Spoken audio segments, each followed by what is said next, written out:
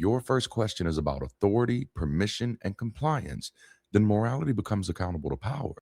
When a moral system does that, it no longer has to demonstrate that it is just, compassionate, or good for people. It only has to insist that God said it. And that makes the problem worse, not better. Because once people believe those words are God breathed, they stop evaluating them morally. They no longer ask whether an action reduces harm, increases well being, protects dignity, or supports human flourishing. Instead, they ask whether it aligns with the character they've already been taught to trust. That's not moral reasoning, that's loyalty reasoning. It's not goodness, it's compliance. And compliance is dangerous because compliance can produce kindness in one moment and cruelty in the next, depending on who's giving the orders.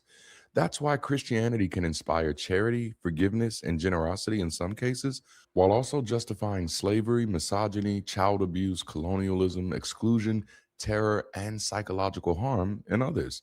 The operating principle is not consistent goodness, the operating principle is submission to authority framed as goodness.